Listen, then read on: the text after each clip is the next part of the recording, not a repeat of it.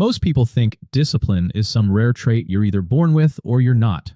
A kind of willpower some people just naturally have, and other people simply don't. So when they fail to stick with something, they assume the problem is them.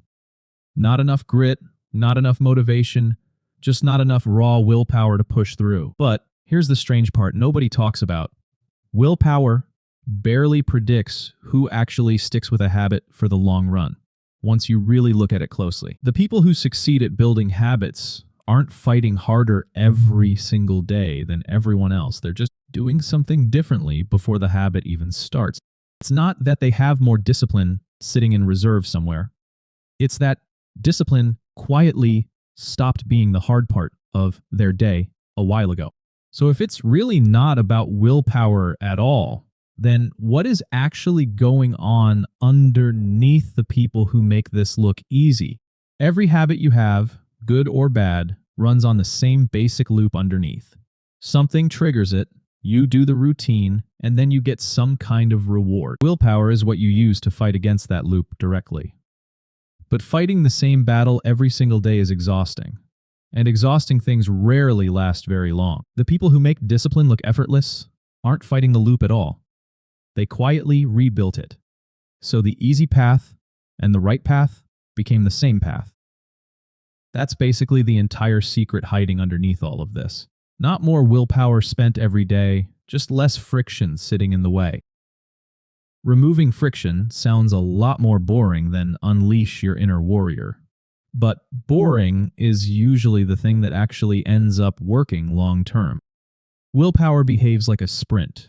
A system is the thing that's still quietly running long after the sprint has completely worn out. So the real question becomes, how do you actually build a system instead of just leaning on motivation you won't reliably have forever? First move, make the good choice stupidly easy to start. Not easy to finish all the way, just easy enough to begin without thinking twice about it. If the gym is 20 minutes away, you're relying on willpower every single time you go. Move it 5 minutes away, and suddenly you're barely relying on it at all. Second move, make the bad choice slightly more annoying. Not impossible to reach for, just annoying enough to break the automatic, mindless reach. Third move, attach the new habit onto something you already do without thinking. Stack it directly onto a routine that already runs completely on autopilot. None of these three moves require extra motivation from you. They require better setup, done once, instead of willpower spent all over again daily. This is exactly why just try harder advice keeps failing so many people. It's aiming with real effort at the wrong problem entirely. The problem was never really how badly you wanted it in the first place. It was always how much friction sat between you and simply starting.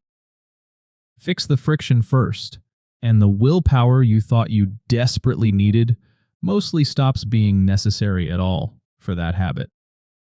Once the friction is actually gone, something strange starts happening.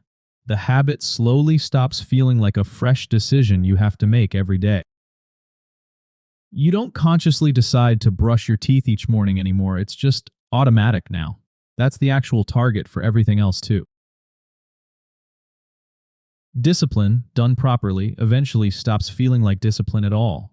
It just quietly becomes part of who you naturally are now. That's the real goal underneath all of this.